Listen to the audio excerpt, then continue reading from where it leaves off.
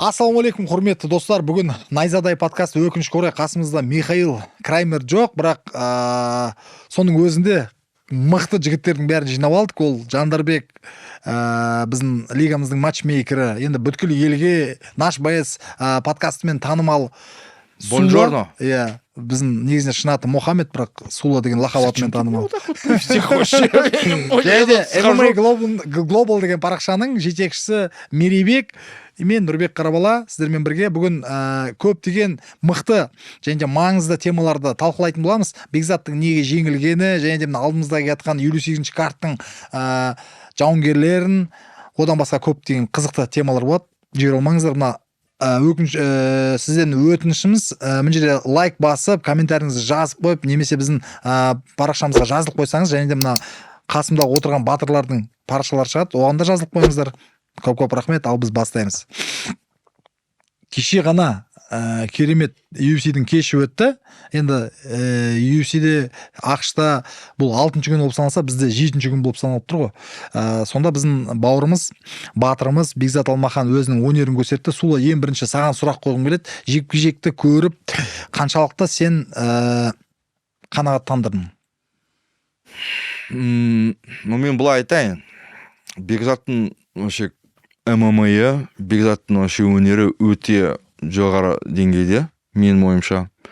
Сол жаққа барып, қанша бір 3 күн бұрын акклиматизациясы жоқ, жөнді дайындық болған жоқ, өз бапкері қасында болған жоқ. Ержан Естанов бірақ та болды.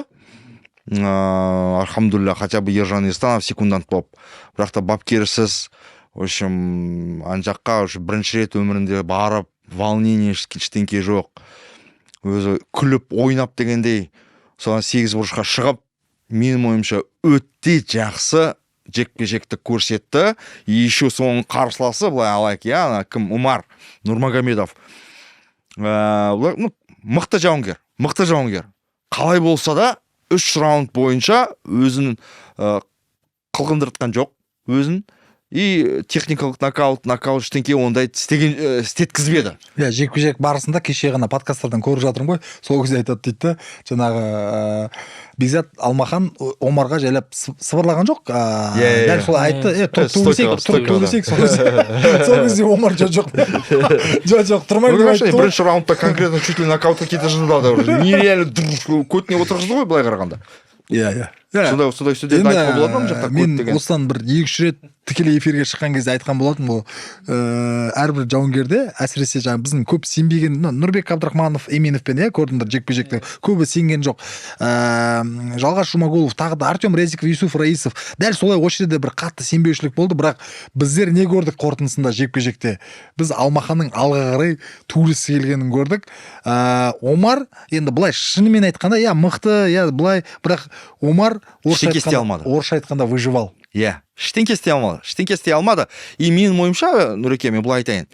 Именно міне бір жақтан Қазақстанна біздің жауынгерлер именно сол Бекзаттың сондай положениесін түсініп, ан жаққа 3 күн бұрын келген, акклиматизация жоқ, соны конкретно біздің жауынгерлер барлықтар түсініп тұрды ғой. И содан уже конкретно жеңісті күткен жоқ. Бірақ та айтты, давай, бауырым, баса бер. Сен солай ойлайсың ба? Мен солай ойлап тұрмын. Возможно, ол соны түсініп, сезіп, уже чисто на расслабоне шықты соған. Менің шығарған посттарымнан және де шығарған видеолардың астарын қарайтын болсаң, көбі сенген сияқты Бекзатқа. Жеңіп кетуге мүмкіндігі бар деген сияқты да. Менде де солай ойладым. Негізінде былай қарасаң, қара, Сула. Манағы соққы тиді ғой, оверхенд, оң қолмен да. Оверхенд ғой. Желкесіне тиді. Ол сол жерде ұйықтап қалып отырып алатын еді, былай қарасаң. Чуть ниже, Вася, иди сюда лучше да. Вася, иди сюда. Жандарбек, сен ойын қалай? Ол жерде мына жерін жалап кеткен болатын, бас жағынан. Сол кезде Омардың өзі интервьюде айтқан болатын. Мен проходқа кіргеннен кейін, 2 аяқты қысқаннан кейін барып есімді жинадым дейді. Оған дейін мен на автомате жұмыс жасап кетіппін дейді. Менің ойымша Бекзатта енді бір кішкене қолы төмен түсіп бетіне тиген кезде мен ойымша бір қалыңнан даунға түседі. Бекзатты бұрыннан бері танимын, өте мықты жауынгер және өте мықты бір панчер. Оның ударларынан көп адам тұра алмайды, негізі шыны керек. Талай рет сол оқу жаңа сборларда көрген болады, мықты төбелеседі.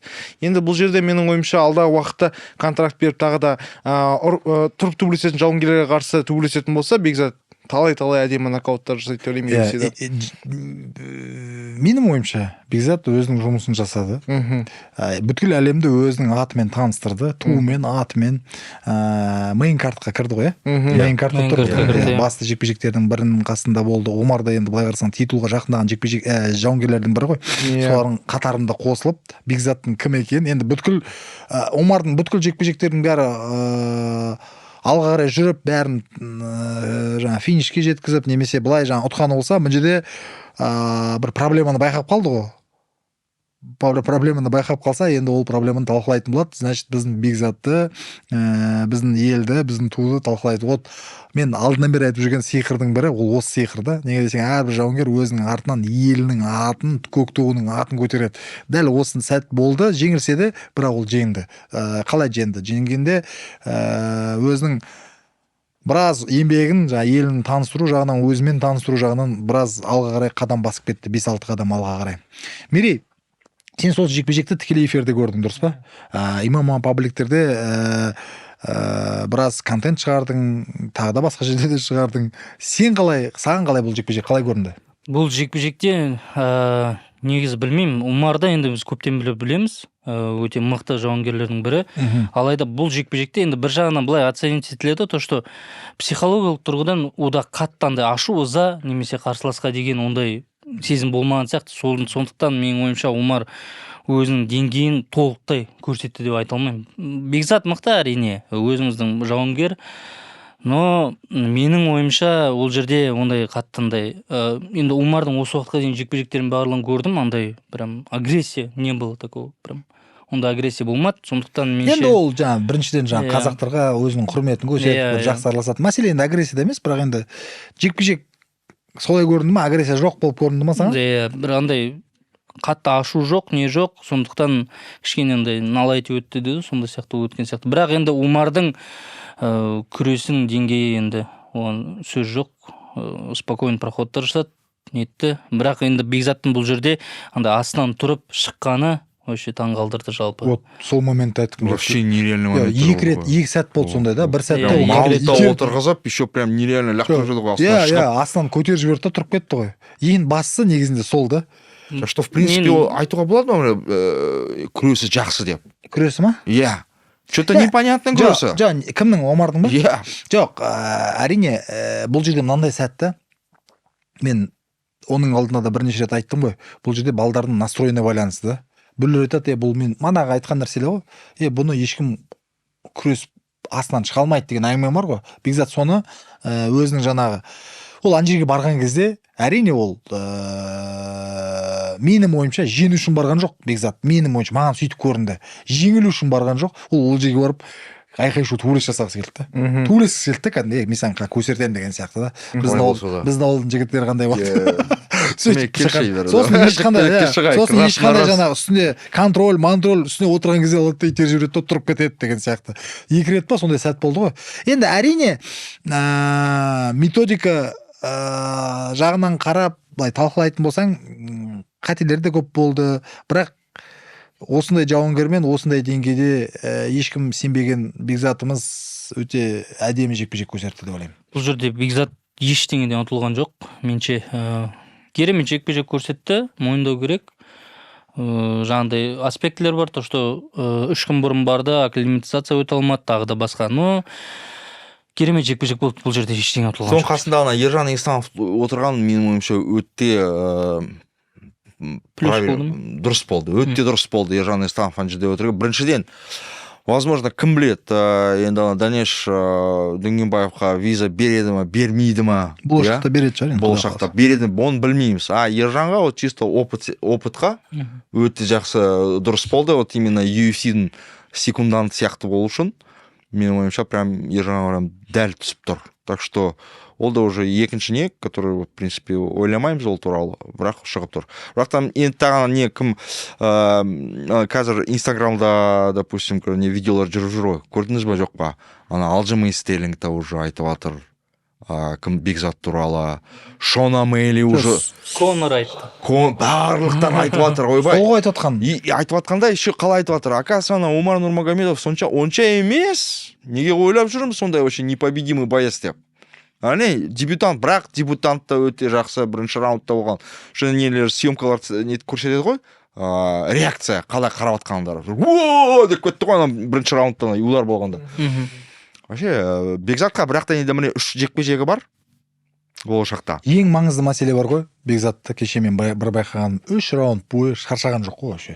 Қаншалықты анау қолдарын мен Омардың не үшін жұмыс жасап жатқанын көрдім ғой. Ол қолдарын жаңа салмағымен басып, кішкене қолдарын түсіріп тастағысы келді Бекзаттың. Ештеңе істей алмады. Қолдары бірінші раундтан бастап 3-ші раундтың соңына дейін қауіпті болды. Бір 3-ші раундтың орталарында ма тағы да бір оверхенд па или немесе джеб па тиді жақсы да? Көрдіңдер ма? Қателеспесем 3-ші раундта сияқты. Омар ештеңе істей алмады вообще былай қарағанда. Встречкаде ұрды ма? Ештеңе істей алмады біздің Бекзатпен по-любому. Бекзат сондай нелермен, сондай мүмкіндікпен келгенде, сондай водный данный болғанда ештеңе істей алмады.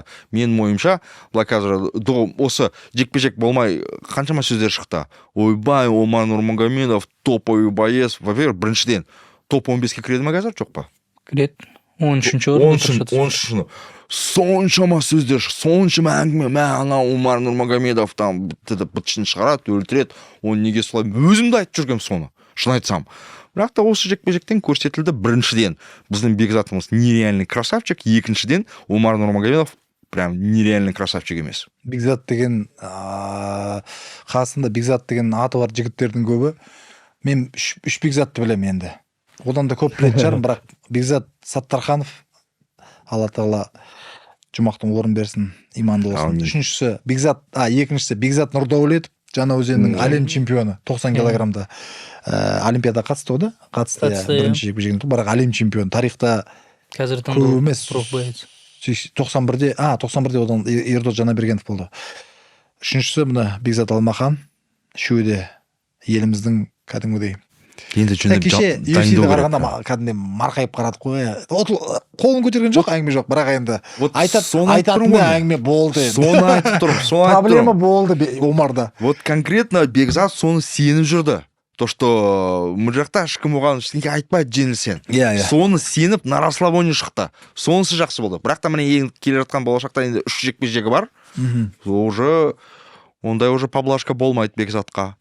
Уже конкретно дайындалу керек. Дайындалғанда уже Америкада дайындалу керек. Прям конкретно дайындалу керек. Уже акклиматизация болған жоқ, жөнді дайындық болған жоқ, ондай уже отмазка уже болмайды. Енді отмазка емес, дайындалады. Ол уже отмазка болады. Уже екінші рет ондағы ешкім уже нетпейді. Ода тәжірибе ғой. Америкаға барып келді, өмірінде бірінші рет, да? Бірінші рет барды ма? Иә. Өмірінде бірінші рет UFC-ге шығып келді. Көзіндегі енді жанып тұрған отты көрдік, бақытты көрдік. Енді ол сезімді де жоғалтқысы келмейді, өзі жұмыс жасағысы келеді. Енді просто алдында былай жасадым, бүгін былай жасайын деген сияқты. Енді Бекзат туралы біраз әңгіме айттық. Мен ойлаймын, жақсы, Құдайға шүкір, Бекзатқа сәттілік, өзіміздің тарапымыздан бір қолдауға, тағы да басқа ашықпыз. Кеше оның алдында да айтып отырық қой, ана промоушн, мана промоушн емес мәселе. Ан жаққа шыққаннан кейін жігіттер бәрімізге ортақ, бәріміз туымызды көтеріп жүрген жігіттердің бірі. Енді мен мінжеге бір осындай ұсыныс жасағым келеді, және де біздің мына артта отырған жігіттерді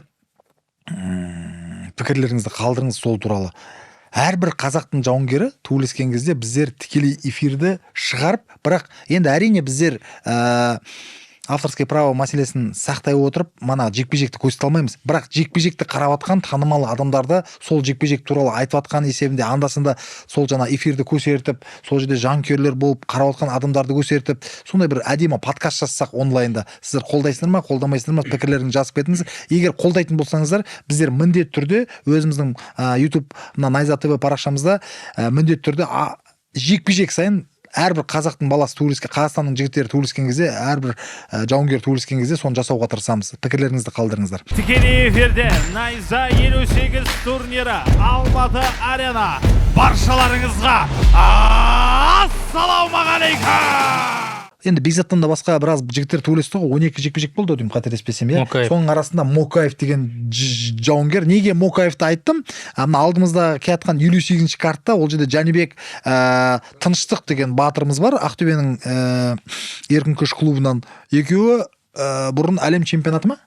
әлем немесе Европа чемпионаты екеуінің біреуінде финалда Иә. кездескен болатын. екеуі финалда бір рет емес 2 рет кездескен сияқты. Ол жағын білемін, бір жекпе-жегін көрген сияқты. Сол кезде Тынышбек қазір мына 28-ші карттағы Тыныштық қазір 28-ші картта тұрған жауынгерлердің бірі ғой. Сонымен бір сондай тембе-тембе жекпе-жек жасағанын бәріміз білеміз. Сол жерде төрешілер біреулер сарапшылардың айтуы бойынша Тыныштық ұтқан сияқты деді. Одан кейін Мұқаевқа беріп жіберді, тағы да басқа. Сол жекпе-жекті көрдің ба Жандарбек өзің? Қайсы екеуінің Мұқаевпен арасында? Тыныштықтың Иә, арасында. осы 28-ші турнирінің алдында жасау барысында мен сол жекпе-жекті қараған болатын. Ол жерде менің ойымша толықтай тепе-тең түсті. Екі жауынгерде де әрине бастапқы раундтарда Мұқаев бірінші раундта өзі бірінші номер ол жұмыс жасаған болатын, бірақ та Тыныштық әрбір жекпе-жектің әрбір раундын өзіне қаратып алған болатын. Ол жерде менің ойымша үлкен дискомфорт создавать еткен болатын жаңағы Мұқаевқа. Қазіргі уақытта енді Мұқаев алдағы уақытта қателеспесем поясқа төбелесті ғой. жекпе-жек ұтып алыпты, UFC-де. Сен жекпе-жекті көрдің ба? Жоқ, оның жекпе-жегін Мұқаевты қарамадым. көрдім мен. Мен қалай көрдім. Ну, пачкам жеңді ғой, иә. Пачкам жеңді, иә, бірақ Перестің осы шайқасқан жауынгері тоже там уровені мықты екенін көрсете алды, себебі осы уақытқа дейін Мұқаев, өтіп кетіп жүрді бәрінен. Иә. Осы Осы этот раз жекпе-жек конкретно Сен қазақша өзің қазақша сөйлеймін деп бет тұрасың енді. Ятай. Осы жолы қарсыласының мықты екенін көрсете білді, себебі дәрежесі бұрынғы қарсыластарына қарағанда жоғары екенін көрсетті. Анау қарсыласы қай рейтингте болды? Ол жағын мен білген ештеңе Жоқ, қарамаймын. топта тұр ма? 15 Топта бір немесе екі сондай Макаев қай Бір екі емес, примерно бір 5-6 орында тұрған Макаев қай жауынгерлер. орында тұр? ешкім білмейді. Найзадан басқасын ешқайсысын білмеймін, айып етпеңіздер. Қарау керек қой енді, сол өзімізге жақын Тыныштықта Құдай қаласа UFC-ге барып жатса бір 2-3 жылдан кейін. Мұқаевпен мен Таиландта болған кезде танысқан болатын, өте мықты, сол жерде әрқашан дайындалады екен. Сол жерде қасында біздің жаңағы Асет Анарбаев көмектескен болатын. Негізі өте ақылды жауынгер. Тәрбиелі жауынгер. Иә, өте ақылды, өте мықты жауынгер. Ол Хабибтің командасымен жұмыс жасап жатыр ма? Жоқ. Негізі ол легионер болды. Кеше Хабибтің айналасында шығарған адамдардың арасында көрдің ба сола? Қасында секундантардың Мұқаевтың қасында?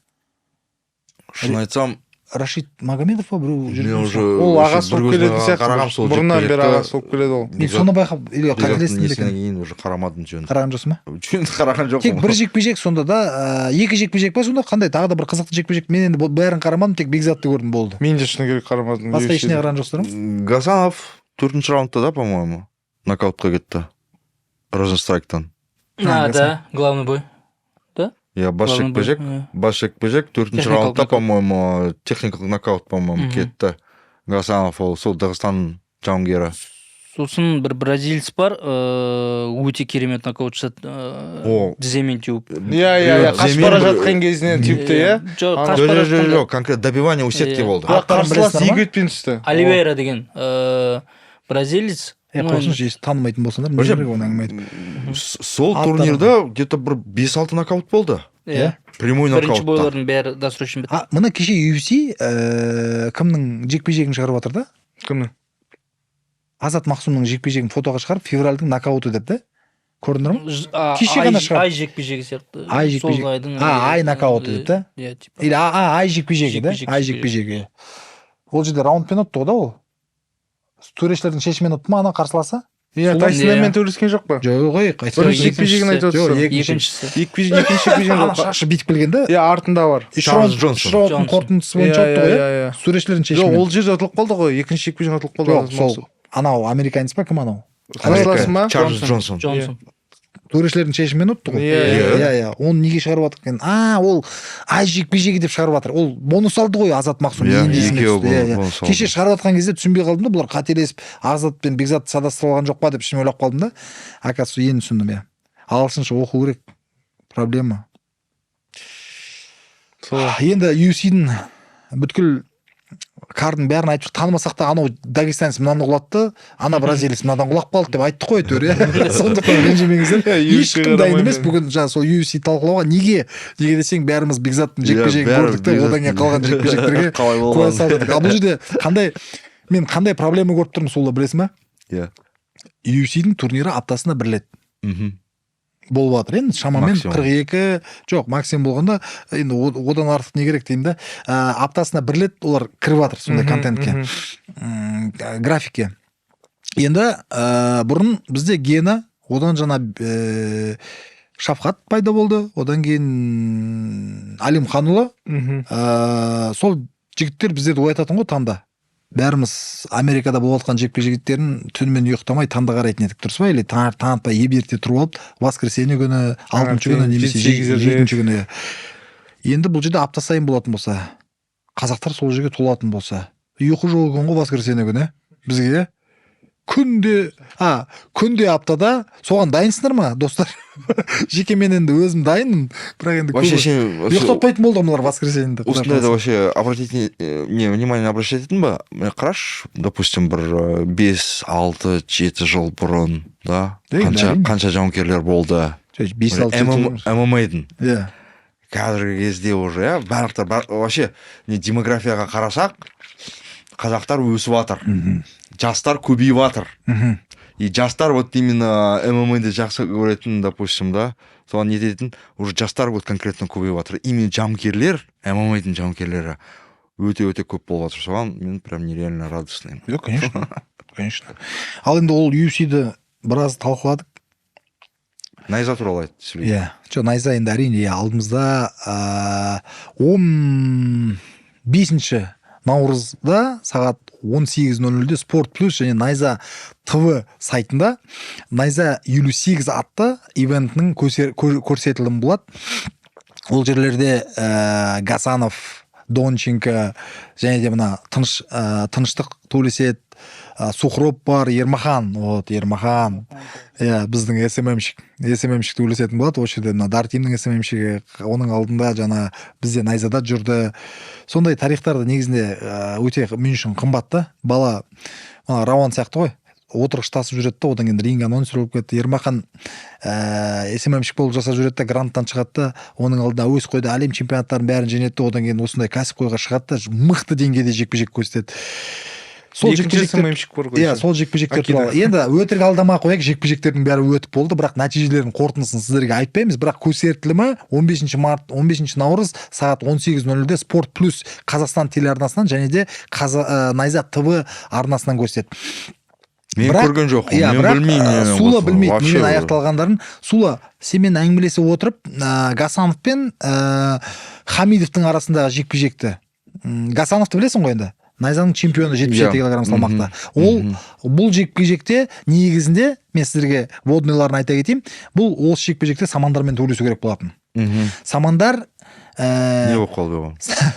Самандар өзі негізінде айтқан, ақпан айында мен дайымын шығам, бетем. Сен Самандар қорқатын балдардың арасынан емес қой, шықпай қалатын. Білмеймін, бір денсаулық мәселесінде ма, или жаттығу мәселесінде ма, өкінішке орай жекпе-жек болмай қалды.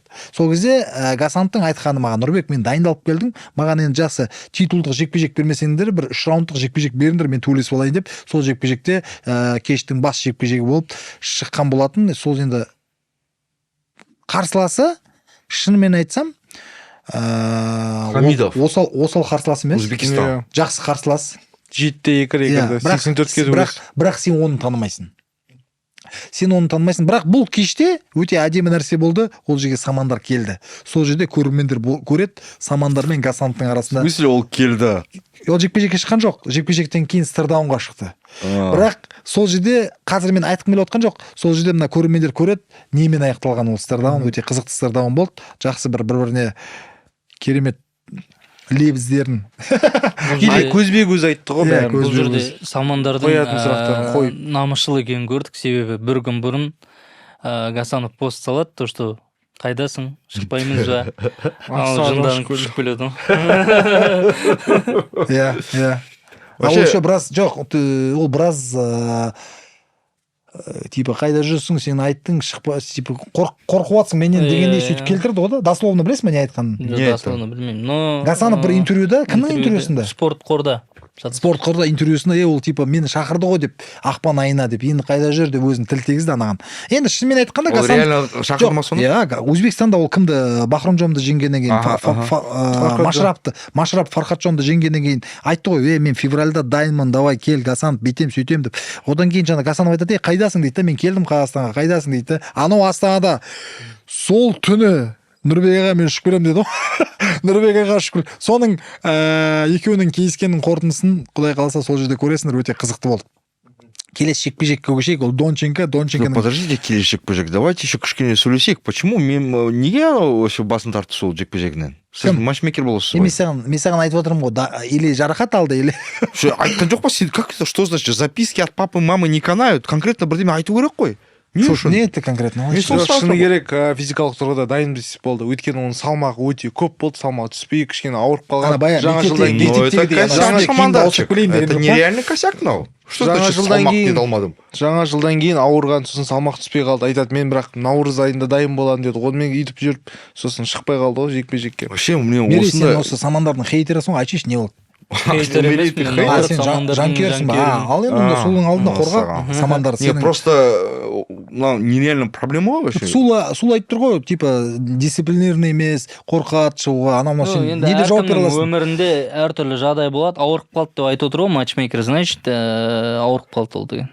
Одан кейін салмағы түспей қалды. Енді чемпиондық жекпе-жекке салмақ жасамай қалды деген просто не готов. Саған айтып тұр ғой енді. Дайын ол әрқашан уайымдама сол. Дайын болса неге шықпады? Дайын болса. Значит, дайын емес. Дайын емес, орысша не готов деген сөз. Сосын мынаны ұмытып кетпек, ол карт Самандар. Не, бұл карт оны айтпайсың. Кесіп тайсың ғой. Вообще, міне Нұреке, Өзбекстан... Ондайды айтпайсың. Өзбекстан... Беспределеншілік керек емес. Өзбекстан жауынгерлері, да, вот, допустим, тоже бір 5-6 жыл бұрын. 5-6 жыл бұрын ММА болған жоқ ол жерде. Ол жерде тек универсальный бой болды, но барлықтары мына жаққа келіп жүрді ғой, жауынгерлері. Ол кезде вообще реально статисттер болды ғой. Просто статист. Келет, ақшасын алады, жеңілет, кетет. Енді Хантураевтың жеңілгенін көрген жоқ. Нет, не Хантураева, я говорю. Саған Хантураев келді ма? Жоқ, енді көрді ғой. Чисто найзада. Бүткіл жекпе-жектен. Алаш Прайд, найза, тот же не, ана, Абадан. Қанша өзбектер келгенде постоянно жеңілді. Қазіргі кезде уже өзбектер келген. Енді мектептер көп. Совершенно другой уровень. Клубтар көп, иә. Вообще басқа адамдар келіп жүр. Өзбектердің прям нереально мықты қасиетін айтайын ба? Өзбектердің мықты қасиеті өздерінің жауынгерлері үшін жаман газовать етеді ғой. Ол біріншіден, екіншіден, енді олар 2 есе көп қой біздің елге қарағанда да, 38 миллион болу керек. 38 болып кетті. 38 ба, 36 ма сондай. 40 миллионға жақындады ғой. Тачковы немесе қанша ауылда туылып 2 жылдан кейін учетқа қоятындар. Ондай да бар шығар енді жаңа официальный, неофициальный деген бар. Сосын мен бір жаңа былай қарасаң, мына Шафқат пен 2 жауынгерді салыстырайық, иә? Бір салмақта төрешіп жүрген. Даже бір салмақ емес, Махмудов бір салмақ жоғары ғой, 84. Махмудов красавчик. Махмудты қараңдар. Қанша подписчиктері бар Инстаграмда? Дәл қазір қарап жүрші. 3 миллион даже, да? 3 миллионға жақын шығар, иә? О, красавчик. Мен соны маған өте ұнайды. Өте жақсы жауынгер. Қазір көбейді ғой, 2-де 100, 2 миллион 100. Шафқатты қараш. Миллионға жетпейтін сияқты, миллионнан асты уже. Мен айтып отқан мәселем, соның жаңа Шафқатта отырған миллионнан астам. 1-300. Неше? 1-300. Иә, 1-300. Көрдің бе, ар жақтағылар өте қатты қолдайды да. Неге десең, былай қарасам, Махмуд Муродов, ондай қалай айтсам, Шафқаттың деңгейіндегі жауынгер емес қой енді, ол басқа деңгейде, дұрыс па? Шафқат енді уже топта тұрған 3-ші рейтингте. Бірақ бізде адамдардың арасында аздау жазылады спортшыларға. Бүткіл спортшыларды алған кезде, да? Сол бағытта негізі жанкерлер. Біздің халықтың интерестері кішкене басқа. Жоқ. Біздер енді бәріміз, жауынгерлеріміз жақсы ақша алсын, жақсы жағдайлар дұрысталсын дейміз ғой. Соны дұрыстау үшін жанкүйерлер көп болу керек та. Жанкүйерлер көп болған сайын промоутерлар болсын, басқа организациялар болсын, медиа болсын, контракт беретін мекемелер болсын, олардың бәрі қолдайды да сол мәселені. Соны жаңа мен өзім біздің көрермендерге айтқым келіп отқаным ғой. Егер жазылмаған болсаңыздар, осы видеоны көріп, бірақ жазылмаған болсаңыздар, біздің бүткіл жауынгерлерге жазылыңыздар. Қазақтың, Қазақстандағы жауынгерлердің көбіне бәріне жазылып, солардың арасында реакцияларды көбірек беріп тұрыңыздар, сол қолдау болады сіздердің тарапыңыздан. Енді сонымен қолдайды ғой, басқа немен қолдайды? Былай қарасаң, қасына барып. Вот именно сондай қолдау керек прям. Өте маңызды қолдау именно содан. Қазір медиа үлкен мықты күш береді жауынгерлерге барлықтарына. UFC де соған қарайды. Қанша подписчигің бар? Қанша просмотр беріп алады? По-любому соған қарайды. Донченко. Донченко оралды. Донченконың хейтерімін мен. Неге? Донченко Маған оралды. ұнамайды. Неге? Бәріміз бір автобуста келіп бетіне қарап жамандап жүр ғой. Мынау енді кумирі, жоқ, бұның кумирі Фаниль ғой. Досы, ағасы, бауыры. Сосын бұл Донченкомен, Ағасы емес пе? жоқ, Донченкомен Фанильдің екеуі потенциальный жекпе-жегі болуы мүмкін деп ойлап тұр ғой. Донченко.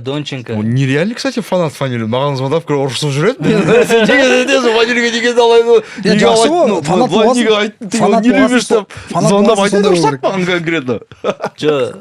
Донченко конкретно, если нететін болса, төбелескісі келсе, ол бірсе төбелесем дейді. Мен өзіне жазам. Төбелесетін болсам, мынандай уақыт деп жазған кездер болды. Ол кезде мен менеджерім шешеді деп қалады. Это как вот, если айттым ба, төбелес. Айбетпеңіздер, Мери кейбір кезде матчмейкер болып кетеді. Неге қасыңа алмайсың матчмейкер қылып? Жүр ғой қасында әрқашанда. Донченко, былай енді кеше таныстым мен онымен. Былай адами қасиеті, былай жақсы жігіт, но именно то, что Фанильдің қарсыласы ретінде недолюблю. Автобусты кетір. Мен Донченко, Мери, Донченконың несі Алексей деген секундан тұр. Не автобус? Неден келетін бар ғой? Гостиница неге баратын? Арена. Сонда бетіне қарап жамандап отыр ғой. Сен қашан төбелесесің? Сен осындайсың деп Мери. Ешқандай ят та жоқ. Донченко. Орысша ма, орысша? Иә, бетіне. Жоқ, вот, смотри. Мен экранның ар жағында отырып алып, немесе былай сырттан айтпаймын да. Айтатын болсам, ұнамай ма, бетіне айтам. Да при чем тут это? Мы здесь все такие, ондай керек болса, біз де сондаймыз. Жоқ, сен не деп жамандадың сонда? Жамандаған жоқпын, мен айттым тоже. Не деп айтты бұл? Фанильден ұтылып Қателеспесем, сен Фанильден ұтылып қаласың, сен Фанильден қашып жүрсің, төбелессең, қазір төбелесшейш деген сияқты әңгіме айтты да Фанильға. Еще одан бөлек екеуі секундант болып отты. Комментатор болып отты ғой, көрдіңіздер ма? Донченко мен Фаниль бір стөлде. Сол жағдайды көрдіңдер ма? Кешке ғой да? Енді осыны раскручивать ету керек. Мерейді раскручивать ету керек. Осы жекпе-жекте. Мерей, Фаниль, Донченконы. Жоқ, Сула бүйтіп жасайық қара. Донченко мен Фаниль енді екеуі бір салмақта, құдай қаласа олар міндетті түрде кездесу керек. Неге солай ойлаймын да? Мына алдымыздағы жекпе-жекте енді Қаныбек бірінші претенденттердің бірі ғой. Оны біз айтып қойдық уже. Ол жерде енді шынымен Қаныбектің алдында ұятта, егер бермейтін болсақ, неге десең Қаныбек действительно ана жекпе-жекте еңбегі бар, біраз жекпе-жек өткізді, анан жеңді, мынан жеңді. Жаңа Нариманмен жақсы жекпе-жек көрсетіп білді. Донченконы жеңіп алды 5 раундтық жекпе-жектерде. Енді бұл жерде бүйтіп істеу керек. Қаныбек ол однозначный претендент. Қаныбекпен мына халық айтып отқаным ғой, неге десең қазір сұрақ қояды, неге мага жоқ, неге анау жоқ, алдында мен стористан айтылған болатын, бірақ соның өзінде тағы да айта кетейін. Анау Магомед Кабардиев негізінде белбеуін қорғау керек болатын. Кімнен жаңа Қаныбекке қарсы. Магомед Кабардиев шетелге ақшқа барды, аяғына жарақат алып келді. Одан келді, мінжеге емделуге келді. Қазір ол емделеді, бірақ ол айтып отыр маған, мен мамыр айына немесе шілде айына, маусым айына мен дайын болмаймын дегенде айтады да. Енді жаңа жарақатын бетеді, сөйтеді. Жақсы. Онда мен Мага айтқан, Мага сенің жекпе-жегің әзірше онда артынан болатын болса, сенің белбеуің үшін басқалар төбелеседі, уақытша белбеудің атағына. Егеріне. Ол жерде Қаныбек бар, және де Донченко. Енді Донченкодан басқа ешкім тұр жоқ. Неге десең, бұл жерде Фаниль мен кім? Аббастың арасында тарих бар. Ана жылда бір жыл оны жаңа Сула жақсы біледі. Сол Фанильдің орнына шығып тұр ғой негізі. Енді қазір бұл жерде мәселе дұрыс деп ойлаймын. Қаныбек пен Донченконың арасында екінші жекпе-жек, 5 раунд жекпе-жекте олар көрсетті. Қандай болатын? Енді мен енді толықтай сенім бар, что бұл жекпе-жек өте әдемі, жойқын жекпе-жек болатын. Ол жекпе-жек бізде құдай қаласа мамыр айына да жоспарлануда. Мамыр айында анау кімнің Фаниль мен Нариман Аббастың жекпе-жегінде болатын Fight Night'пен бірге. төртеуі бір картта тұр ғой, бір Fight Night'пен бірге? Иә. Бұл жерде менде бір сұрақ бар да. Иә. Уақытша белбеу ойнатылады, иә?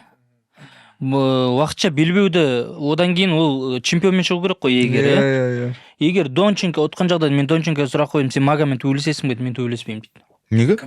Донченко. Неге төбелеспеймін? Ну, у них там менеджер біреу, сондай. Ондай Сұрақтар просто Онда қалай болады? уволить. Сен До сұрадың ба? свидания. Мен Донченкодан сұрадым, егер сен уақытша белбеуді ұтсаң, Жоқ, саған жай айттым. Автобуста отырып сұрадым. Жай айтты, оған конкретно осындай ұсыныс келсе, что значит төбелеспеймін? Төбелеспесем, бар жаққа, Жоқ, басқа ашығын жаққа айттым. грузи, там грузчик болып жұмыс істе. Что значит Чемпион болғаннан төбелеспеймін? кейін белбеуін қорғайтын нелер бар ғой. Обязательстволар бар ғой. Конечно, что значит төбелеспеймін? Интересно. Ол солай сүй деп айтты, бірақ алайда оның жоспары бойынша ол егер уақытша белбеуді ұтсам, мен фанилге қарсы қорғағым келеді дейді. Мен сол үшін алдында саған жанында сұрақ қойдым, то что Заң уақытша бойынша белбеуді Жай қорғауға айта бола ма сал деп. оған. Ұсыныс Енді келсе, мына жерде по-любому қатып шығады. қалған ешнесі жоқ. Сөйлесеміз, оны талқылаймыз ары қарай. Донченконың сондай, Я прям не Брюс Ли, қандай жауынгер чтобы екенін. держаться его. Бұда сөйтіп ойлап отқан сияқты. Шулы. Нет, ну сондай нетсе... Жоқ, мен мана мәселені айттым ғой, мынау газельде ма, автобуста ма, Донченкомен спорласып қалды. Одан кейін сен давай үшеуінің арасында бір жекпе-жек өткіземін. Үшеуінің арасында қалай жекпе-жек өткізетінін білмеймін. Ол жерде Донченко, Фаниль екеуі Донченкоге жауысу керек па, сондай бірдеме ғой. Ну, тогда может быть жеңеді, тогда может быть жеңеді. Возможно, онда Жоқ, Донченко жеңіледі, былай айтайын. Мен былай айтайын. Донченко өзінің СММ-шігін алып берсін. Оны Мереймен төбелестірейік. Нұреке, это будет фантастика. Донченко один, Фаниль и Мерей вдвоем. Иә. Вот там уже... олай емес. Жоқ, Донченко Фанильмен төбелеседі, а бұл Донченконың СММ-шігімен төбелеседі. Фанатымен, или СММ-шігімен. Сен фанатсың ба? Фанильдің. На ножах, на топорах. Выбирай. Миша бар ғой, Миша, Донченконың досы. Что-то непонятно. Екеуін бокс жасай Донченконың досы ма? Телевизия. Шықты ма, шыққан жоқ па? Білмеймін ғой, Расимде жатыр ғой. Екеуін бокстастырғам, енді екеуін Донченкомен? Жоқ, Миша мен Мерейді бокстастырғам Менде ғой. Донченкомен стырдауым бар. Менде бір жақсы ұсыныс бар. Алдында еще жоспарлап қойдым сол жаңа проект жасауға да. Енді Сула жақсы енді. Сула не то что сенен, менен үлкен жігіт. Суланы кірістірмей қойық бұл жерге. Мен алдында Миша, мынау бар, Мерей бар, сосын тағы да енді өзінше көп пікір айтатындар көп қой. Солардың бәрін шақырып алып неге спаррингке қойын деп едім. Қаяққа барамыз?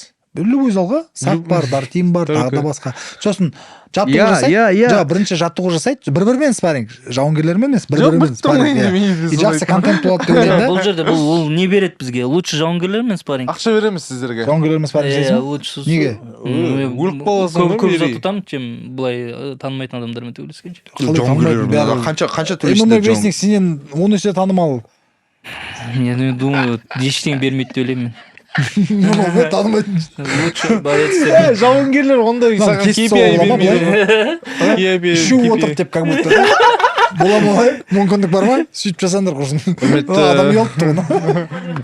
Құрметті көрермендер, Мерей бүгін бірінші подкастта, сондықтан да кішкене айып етпеңіздер. Анда-санда карвал ішіп отсаңыздар болады. Нормально. Негізі жақсы ой ағай сіздің айтып отқаныңыз бар ғой. Егер де медиа осындай бір кішкене шағында қолдарына 16 унция перчат кигізіп, бастарына нән шлем кигізіп, рингқа шығару керек пе кезекпен? Жігіттер, былай, давайте вот реально қарайықшы осыған. Ой, Біз ана тема не поп будем. ММА-ды қарап жүрміз, поп ММА. Даже солардың жекпе-жектері просто стыд и срам. Біз не істей аламыз ана жерде? Жоқ, мен Жауынгерлер вообще күлкіден шектер. жауынгерлермен емес. Ну, Мен айтып отқаным, Сула, қара, сен бір нәрсені түсінген жоқсың. Менің ойым, мақсатым, мына жігіттер көбінде жауынгерлер туралы айтады ғой. Бұл жарысқа шықсын деп отқан жоқпын ғой. Мен бұларға жай төбелестерін деп отқан жоқпын. Мен бұлардың жаттығу процесінен өтіп, қалай жауынгер қиналатын екенін түсінсін деп отырмын да.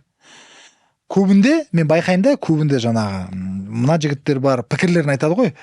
Миша бар, тағы да басқа. Мен оларды жамандап отқан жоқпын. Бірақ көбінде мынау былай жасай алмады, былай жасады дегенде айтады ғой енді. Керек, неважно. Жоқ, ол Ондай әңгіме Сула, қара, егер де бұл біліп отырса не айтып отқанын, содан өтетін болса өзі, ол одан да тәтті қылып айтады ғой олар сені, дұрыс па?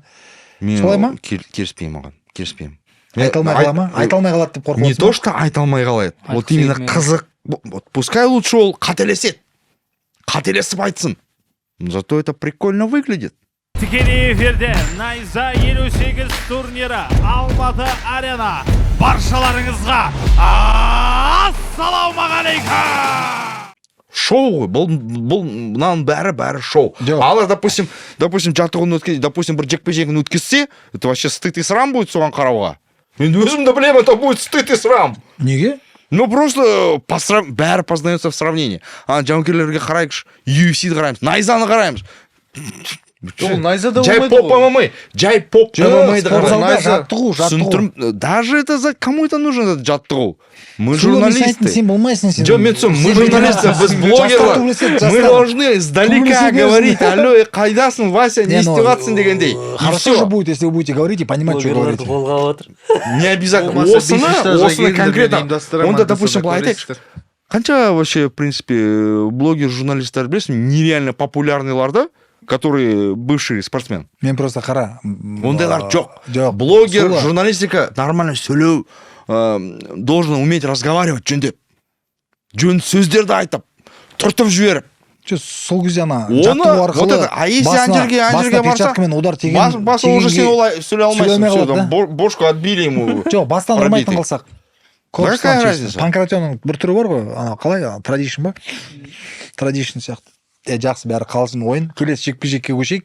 58-ші картты ұмытып кеттік қой. Достар, тағы да сіздерге естеріңізді түсіріп кетейін. 15 наурыз күні сағат 18:00-де Алматы, астана, Қазақстан уақытымен, қазір бәрі жерде бірдей уақыт екен ғой. 18:00-де Спорт плюс Қазақстан телеарнасынан және де Найза ТВ сайтынан көрсетеді. Сондықтан бұл жерге міндетті түрде кіріңіздер де қараңыздар, бұл жекпе-жектерді қолдаңыздар. Жұмғалбек. Бұл манағы Ермахан туралы айтып кеткім келеді. Енді бұл жерде көп адамдарды талқыламай қояйық. Неге десең, тыныштықтың жекпе-жегі, Дончингеннің жекпе-жегі, Гасановтың жекпе-жегі, сосын сонымен қатар мен үшін қызық ол Ермаханның жекпе-жегі. Ермахан Орынтаев, Иә, Гаммадан Орынтаев. Азия Ермахан Орынтаев туралы чемпионы. айтып жүрші. Ермахан Орынтаев жасы небәрі 22-дегі жауынгер, осы күнге дейін талай чемпионаттар ММА-дан ұтқан болатын. Ең үлкен ол Азияның 2 дүркін чемпионы, Гаммадан әлем чемпионатының иегері. Бір сөзбен айтқан кезде бұл Сіздер оның әңгімелесе беріңдер, мен жауап берейінші сіздер. бір сөзбен айтқан кезде Ермахан сіздер білмейтін шығарсыздар, бірақ алдағы уақытта Не, вообще 57 білмеймін, килограммда. вообще. Иә, жаңадан бастап жатқан жігіт Ол қой. Атыраудың жігіті ма? Жоқ, Қапшағайдың жігіті. Қазіргі уақытта Қонаевтың Я только жігіті. одного Ермахана знаю, Ермахан Ибраимов. Ну, екінші Ермахан болады. Не, очень интересный боец. Ертең көресіздер, бұйырса, өте мықты жауынгер, өзінің медиа саласында да, СММ жаңағы мобилографияда үлкен бір өзінің қалай айтатын еді, бэкграунд, знаниясы бар кісі да, жақсы жігіт. Ертең оның жекпе-жегін көретін боласыздар. Сендердің жігіттер ғой. Я осыны Найзада жұмыс жасап жүрген жігіт қой. То есть я его знаю, да? Да, вы видели его по-любому, оны көрдіңіздер өз көзіңізбен. Мықты жауынгер, ертең бұйырса көресіздер, жақсы жекпе-жек өткізді. Тағы не айтса болады? Красавчик.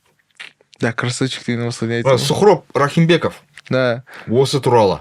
Мхм. Мен білмеймін немен бітті, Ага. но мне осы Сухров Рахимбековты мен 2 жекпе-жегін көрдім, по-моему. Мгм. Алаш Прайдта. Мхм. Красавчик. Тяж же он, да? Мхм. Бір 2 жігітті, біздің қазақ жігіттерімізді конкретно нокаутқа жіберген өзбек мынау. Иә, осы күнге дейін ол Найзада 2021, Найза 30 мүмкін көрдіңіз бе, көрмедіңіз бе, Исаевқа қарсы төрешкен болатын. Сухроб Рахимбеков. Ол жерде ұтылып қалды, бірақ та одан кейін көптен бері төбелеспеді ғой. Солар жаңа айтты ғой, Ермаханды танымаймын деп, да? Иә. Осы жекпе-жектен кейін Ага. сен маған телефон соқ, бұны көргеннен Серьезно? кейін 15 наурызда көресің ғой. Иә. 18:00-де Спорт плюс Қазақстан және Найза ТВ сайтынан көресің ғой. Көргеннен кейін маған телефон соқты. Осы жекпе-жекті көргеннен кейін маған телефон соқты, айтасың. Не дейін? Енді танисың ба, танымайсың ба? Все. Я ма? Жоқ, міндетті түрде қараш, содан кейін айт маған. Жарайды. Да, бұл жекпе-жек енді весовой қандай? 57. Бірақ алдағы уақытта 53-ке ауысқым келеді. сол 53-ке қолатын сияқты. Жасы. Ол 53-ке қуса, Нифига себе. Қазбекке де, Бағдатқа да проблема болып келеді ол. Иә, еще кім бар? Менің ойымша. Бекжан Әбілқасым бар. Абылқасым бар, сосын анау 2 дүркін әлем чемпионы. Индусың бар ғой. Иә, Мұхаммед Эхтешан бар. Иә, Мұхаммед Индушан бар. Солардың бәріне проблема болады бұл конкретно. Джон Шенк бар, кім бар да? Шинкқа не болып қалды, кстати? Шинк? Невзрачный поединокты көрсетіп. Отылып қалды енді, не қыламыз. Бекжан Ол Бағдат жерде невзрачный емес, ол просто Бағдат ол жерде. Өзінің жұмысын жасады. Чисто по стратегиясы өтте мықты стратегиясы Бағдат әдемі болды. төйлесті. Өтте мықты стратегиясы болды. Оны бірнеше рет уже мен өз парақшамда айтып жүргем. Біздің Айбек ағайымызға, конечно, соның заслугасы бар. Прям конкретно по полочкам расписать етті, қалай істеу керек осы Джон Шинкпен. Хоть и не зрелищный поединок, бірақ та победа. Мен негізі үміт сондай болған ғой менде. Жоқ, көрермендерге бар ғой, өте жаңағы, қалай айтсам болады, жаңағы шоу болған жоқ та бұл жекпе-жектер, бірақ ММА ережесі бойынша, методикасы бойынша өте эксперттерге өте керемет жекпе-жек өтті. Мен былай ойладым да, бастапқыда сол жекпе-жекті ұйымдастырар алдында. Джон Шинктің Қазбекке қарсы жекпе-жегін көрдіңіздер. Сол турнирда Ниматулла мен Бағдаттың жекпе-жегін көрдіңіздер. Екеуі де, екі парада өзара тұрып төбелесті. Мықты нокауттар болды. Сосын мен ойладым, қазір Бағдат пен Джон Шинк жасасам, тағы да сондай бір мықты стойкада тұрып төбелесуден бір мықты нокдаун, нокаут болады деп. Енді Айбек ағай были другие. Бағдаттың өзінің бір кепілдікке сай болатындай күресу мәнеріне өтіп кетті ғой. Бұрыс айтқан кезде 3 раунд бойы күресіп тастады. Енді әрине ана аяқ қолы ұзын қолмен күреспесең болмайды, бірақ басында аяққа өту қиындау болды, бірақ содан кейін ана сәйгүлек деген өлеңді білесіздер ма? Жарықтың жылдамдығын артта қалдырам деген сол жерге сәйкес келеді да. Шапшан өтті, өте шапшан, жарықтың жылдамдығындай болды да. Бірақ Бағдат шаршамаған сияқты ма? Бағдаттың проходтары. Кім? Джон Шинк шаршамаған сияқты ол. Джон Шинк? Джон Шинк Ол шаршамайды ол. Қарадан тері шыққанша сарыдан жан шығады. Біз сияқты ана қара балалар шаршамайды. Джон Шинк сосын ана Жаконның қарсыласына жеш Маклейн. Төбелеспеген сияқты. Как будто көшеден қыдырып келгендей тұр ғой. Тағы да бір жекпе-жек бар ма? Негізі ол жерде ағай 3 раундтан жоғары 5 раунд болатын болса қиын болатын еді. Жалғасқа? Жоқ, жалғас уже 2-ші раундта аяғын менискісін жыртып алды. Қазір мына кеше несін синипсін қарадық. Менискісін жыртып алды. Мен менискіс жырттым ғой, білем ғой ол не зат екен. Соның өзінде 2-ші раундты бітіріп тастады, 3-ші раунд төлесіп тастады. Егер 4-5 болса вообще. Енді, конечно, ол жерде уже проблема. Білмеймін, мен жалғас төлесе беретін еді ғой, тоқтатпайтын еді. Кеше ана жалғастың қуғынан теуіп құлады ғой. Сол кезде мен тұрып кетіп қалдым ғой, жаңа жоғары қарай. Сол кезде балдар айтады, Нұрбек, жекпе-жек аяқталма, жалғас тоқтамайды бе, жалғас өлсе де ол тоқ болдым деп айтпайды қазір. До конца төбелеседі деді. Қойш, жатыр ғой, болды ғой дейді. Жоқ, 5 минут уақыты бар, қазір восстановление жасайды, төбелеседі деген сияқты. Жақсы, хайыр. Мына жекпе-жектердің бәрін талқылап өттік. Енді ішіндегі өзіміз танитын және де қызық болады ау деген жекпе-жектерді айтып өттік. Сула, мен қазіргі таңда мына сенің ситуацияңа қызғанып отырмын да. Неге білесің бе? Сен бұл картты көрген жоқсың. Көрген жоқпын, вообще көрген жоқпын. Сен үшін ол қызық болады. Мен бұл жерде егер жаңадан көретін болсам, бұл жерде көптеген жекпе-жектер бар, кәдімгі әдемі. Енді бәрі емес, бірақ 3-4 жекпе-жек көретіндей жақсы сапалы шоу деп айтуға болады. Бұны енді бітірдік. Тағы да айта кетейін көрермендерге 15 наурыз күні сағат 18:00-де Спорт Плюс Қазақстаннан және де Найза ТВ сайтында көре аласыңдар. Ал енді осы өтіп кеткен апта туралы айтайық. Кеше ғана да Алаш Прайд турнир болды. Иә. 7-ші күн. Енді шынымен айтсам, оның алдында байқамаппын. Алаш Прайд Алматыда өтеді деген бір хабарлама өткен да.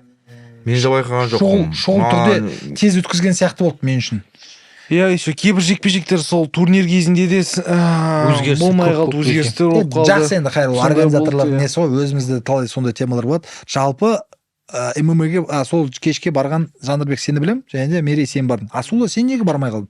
Қайда, Алаш Прайдқа? Иә. Өтетін білмей қалдың ба? Жоқ, мен білдім, маған айтқан бармайсың ба деп. Бірақ біріншіден мені шақырған жоқ. Шақырмаса қалай барам? Енді сен жұмысың ғой? Мені шақырды. Мен жұмысымды телевизордан, ютубтан қарай аламын. Молодое поколение, братан. Мен шақырған. Тикток поколениені шақырып алыпты ғой. Не, жекпе-жектер керемет болды. Жалпы былай көруге тұрарлықтай жекпе-жектер бар оның арасында. Бас жекпе-жек кім шықты бас жекпе-жекте? Бас жекпе-жек Рүстем Құдайбергенов. Саламат деген бет. Қазақтың жігіті ма? Қырғыз. Жоқ, қалай? Жоқ, Саламат ол бөлек бала ғой. жоқ басқа саламат емес. Ресейдің қазағы ғой. Иә, қателесіп кеттім, айыппен. Қырғызстан жауынгермен шықты. Иә. Негізгі Саламат сырдаунтқа қырғызбен шықты содан кейін. Мен жекпе-жектен кейін вызвали ақтырды. Кім жеңді? Қалай жеңді? Қырғыз жеңді. Қырғыз жеңді? Добивание. негізі Рүстемнің ұпай? былай болды ғой. Жоқ, добивание. жоқ, Құдайбергеновті мен Қандай раунд?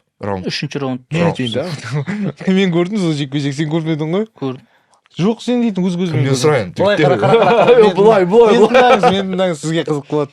Рүстем Құдайбергенов кеше ғана сол Қырғызстанның жауынгерімен шықты. Негізгі Рүстемнің, сіз білесіз, оң қолы өте ауыр, ұйықтатып қалдырып тастайды да. Сол кезде кеше шықты да, кім қырғызстандық жауынгер өзі күреске көп барды. Бірақ та Рүстем стойкадан тұрудан ұрып алды да, бір кезде сетканың қасынан аузына хайкик дейді ғой. Иә. Жағынан тепкен болатын. Сол кезде нокдаунға түскен болды қырғызстандық. Бірақ қырғызстандық жауынгер ол жерден тұрып, 3-ші раундқа дейін Рүстемді шаршатып, үстіне мініп, жаңағы гранден паундпен ұмытқан болатын.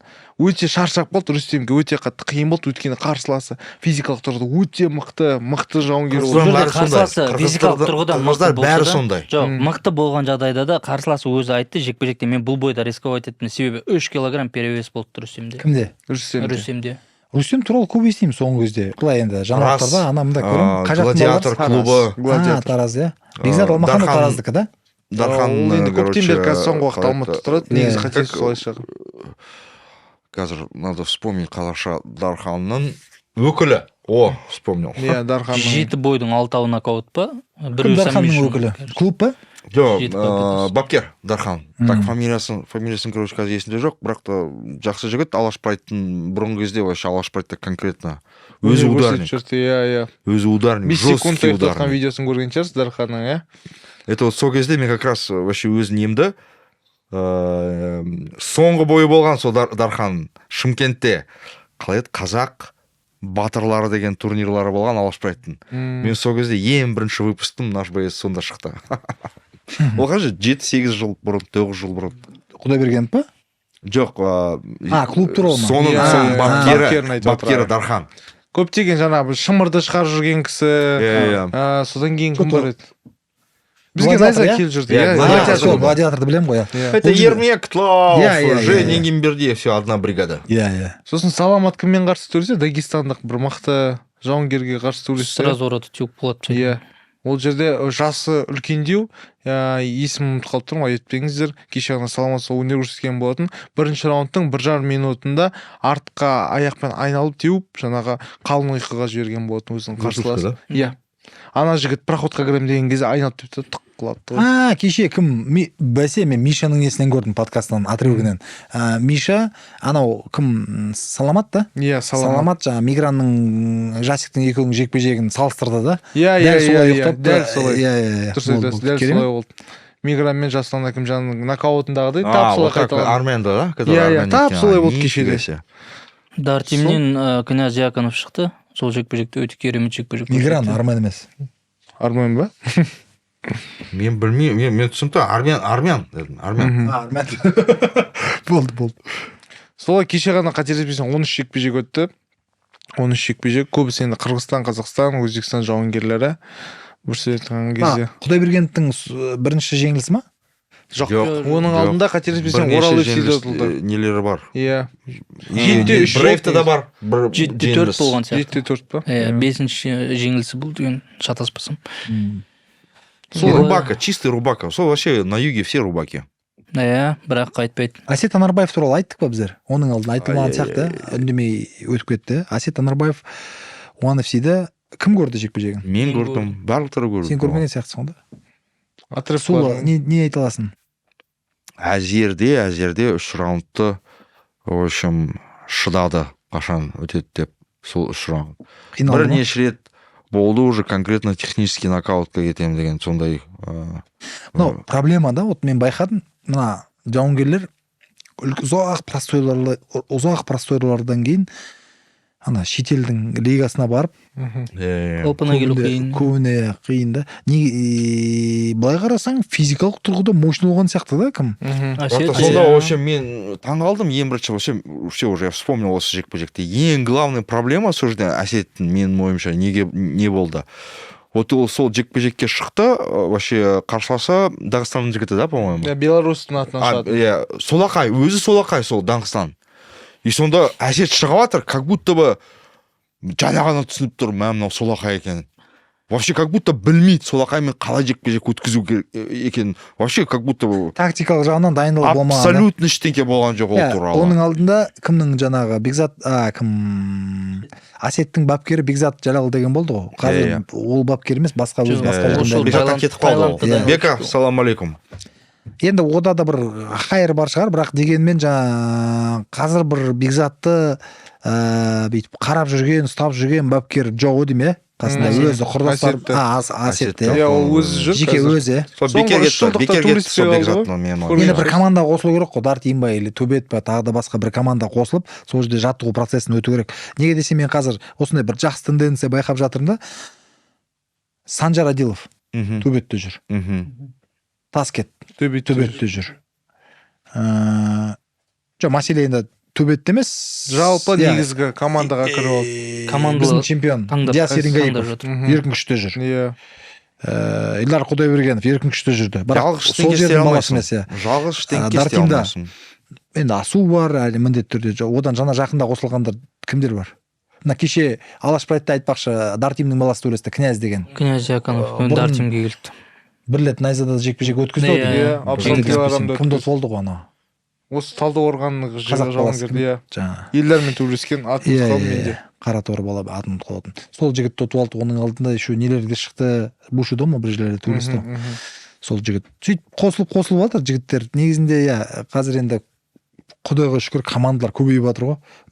Сақ противень бар. Әрбір қалада 2-3 командадан бар, бір сөйтқан кезде. Енді кішкентай қалаларда жақсы бір команда болса да, сол рахмет хайыр дейміз ғой.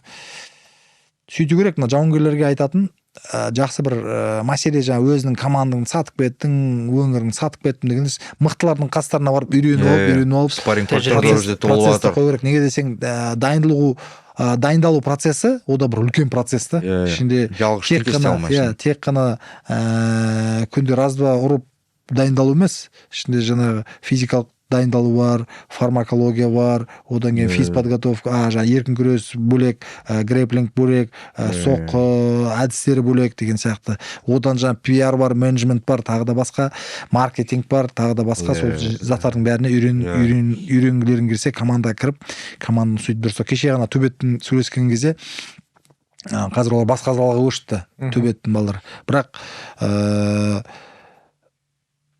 әңгімелесу барысында қазір жігіт адамдар да көбейіп жатыр дейді да, спортшылар көбейіп жатыр, бүйтіп жатыр, оларға қазір неге дайындалып жатыр ғой, гран-приға. Соның аясында әңгіме ғой, бірақ командаларда соны көбейту керек. Көбінде қазір командалар процеске, жаттығу процесіне мән және ойларын бұрып жатыр да, мана менеджмент және маркетинг процестеріне байқамай қалып жатыр да, PR, сол жаңа қараусыз қалып жатыр да. Сол бағытта негізінде кішкене жұмыс жасау керек деп ойлаймын. Біз вот недавно ғана осы туралы әңгімелескенбіз. Осы команда туралы. Иә, команда болу керек па, болмау керек па? Мен сонда қазір найзаға біреу келсе, жалғыз бір бапкермен екеуі келсе, ешқашан да поезд ала алмайсың. Возможно, бір жекпе-жекті случайным образом жеңесің, допустим, нереально мықтысың, күштісің. А вот так, что чемпиондық белбеуді алуға ешқашан да ала алмайсың. Только конкретно күшті командамен келу керексің. Уже отдельный сенде диетолог, отдельный бапкер борьба, отдельный бапкер грэплинг, отдельный ударка, тайбокс, бәрі. Ондай болмаса, найзада, вот конкретно найза туралы айтса. Күнненге қарқынды дамып жатыр ғой, соның кесірінен ғой. Иә, уже жалғыз шығыватқан жоқ. 8 жұмырышқа уже жалғыз шығыватқан жоқсың. Уже сенің артында уже целый команда, нереальный красавчиктер болу керек. Сонда ғана сен сол белбеу и то соның бәрі болып ұтылып жатыр. Иә. И то даже сон бол, то есть мы жерде уже не просто екі жауынгер жекпе-жекке шығып жатыр, уже мы жерде екі топ конкретно, екі топ шығып жатыр. Командалық рух көп нәрсе өзгертеді. Онда керек. True. Енді Қарбала мырза. Иә, походу жанкүйерлерге жауап беріп жатырмын ғой. Иә, мына алдымыздағы енді аптамызда осы аптада қайтадан алтыншы күннен 7-ші күнге орай ғой да, Айгерім, қателеспесем да? 7-ші күні таңертең, иә? 10-шы күні. Жоқ, воскресенье күні таңертең ба? Иә, 10. Жоқ, 10 деген ол число ғой. Мен біздің анау 6-шы 7-ші күнде дни недели көрдім. Иә. 7-ші күні таңертең, дұрыс па? Иә. То есть жексенбі күні таңертең, дұрыс. Жексенбі күні таңертең, Құдай қаласа, Найза ТВ каналында алдын ала айтып қояйыншы, негізінде бірінші рет айтып жатырық, бірақ мына жанкүйерлер түсінбей қалып жатыр да. Біздер Асудың жекпе-жегін көрсетпейміз. Бірақ біздер сол жерде анда-санда көрсетіп, сол жерде комментаторлар және де оның өзінің командасы, ұжымы, басқа да бапкерлері, басқа да жанкүйерлері соған қолдау қалай көрсетті, қалай сол жерде атмосферасы қалай, соны көрсетеміз. Және де енді әрине өзім бар, тағы да басқа сарапшылар бар, талқылап сол жекпе-жектің барысында болып жатқан жекпе-жектер туралы әңгіме айтамыз. Және де сол Асудың кәдімгідей енді қалай айтсам болады, қазақи комментаторларды көресіңдер, ол жерде қазақша сөйлейтіндер, сондықтан қызық болады деп ойлаймын. Міндетті түрде соны қараңыздар. Ол жерде енді мына подпискасы жоқ, тағы да мына жазылмағандар болатын болса, жекпе-жекті толықтай көрмесеңіз де естіп отырасыңдар не болып жатқанын. Радио қарап отқандай бірдей болады ғой. Бірақ ана мен бір анекдотты айта кетейінші, қазақша түсіндіре аламын ба, түсіндіре алмаймын ба? Орысша айта бер. Жоқ, қазақша айту керек. Пошлый болып кетем екен. Уже интересно, давай.